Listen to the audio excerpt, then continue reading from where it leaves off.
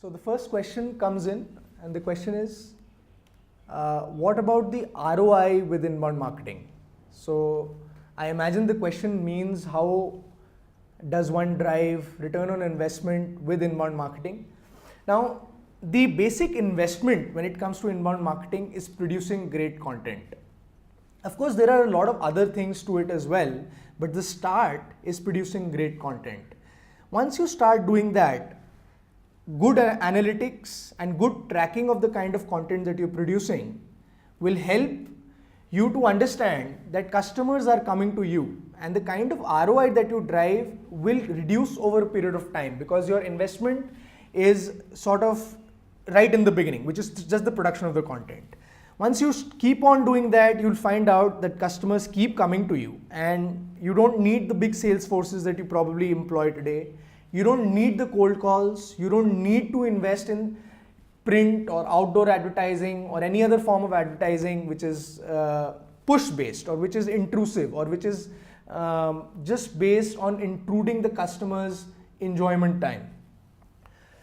So I hope that answers your question. We have another question coming in, which is it possible to keep creating engaging content endlessly as a company? All right, this is a great question.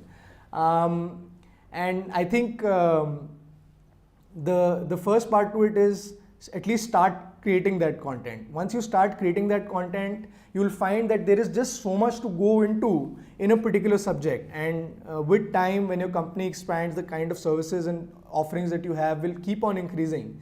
So if you have reached the end of content production in a particular field, I mean, it's quite a remarkable thing, and I would seriously suggest your company, I would consider that your company would have also expanded by that point of time.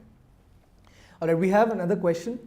How do we have good content on emailers with so many mails coming every day in the inbox and having similar content? I think that by itself is a chance for you to create some disruption. If all the emailers have similar content, can you produce content which is not similar to everybody, which adds value to the customer? Most of the emailers that would be coming into your inbox are again intrusive, are again made to interrupt what you are doing and look at them, force feed you with some product messages or something else, but not really add any value to you. So if you can produce content which disrupts that, which changes that and adds value, I think you've pretty much succeeded in your mission. So we have another question coming in. What is the best tool on the web or email campaigns to do inbound marketing for an IT company? So there are a number of tools on the internet which are available to engage in inbound marketing, but they are used more for the analytics part, which is the second phase of inbound marketing. The production of content has to be done by yourself and by you trying to make a content strategy. Once you make that strategy, you have to track it through advanced analytics so you understand what is working and what is not. And hence it becomes extremely ROI driven as well. So there are tons of tools on the internet. One tool you can look at is HubSpot, which is an excellent tool.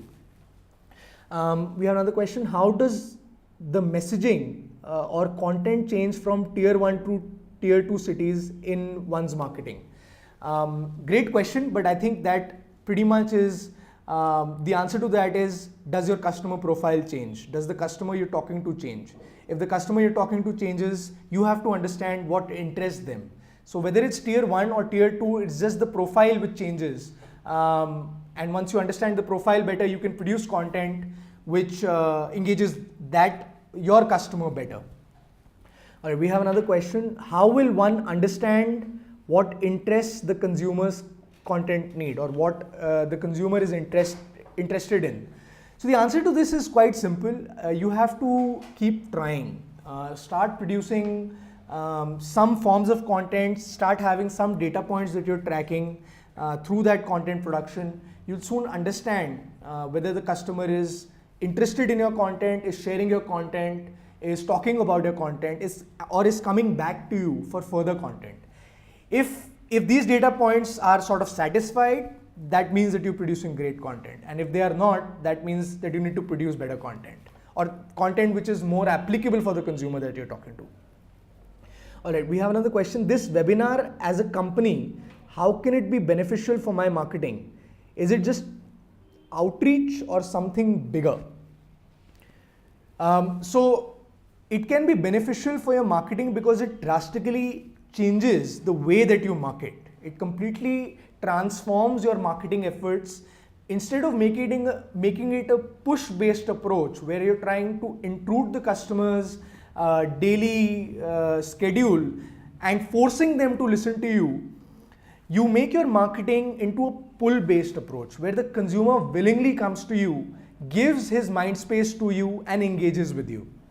So I think that by itself completely changes the way that you approach marketing. For a B2C firm, another question, for a B2C firm, does inbound work just as well as it might for a B2B company? Is there any difference? So if you looked at the examples that we gave, Sutra is a B2B company. It's trying to sell its services to startups. And Buy and Brag is a primarily B2C company where it's trying to sell high design to consumers. So inbound works for all sort of companies, whether it's B2B, whether it's B2C. The difference, of course, is the kind of content that you produce. You have to understand your consumer and produce the kind of content that they would be interested in. So I suppose that should answer that question. Okay, another question. Can you tell us a little about using email for inbound marketing? I think email is one of the best sources to do inbound marketing, provided that it is used properly. A lot of people use email for purely push-based intrusive messages. Not very few of them use it for producing great content, for producing engaging content.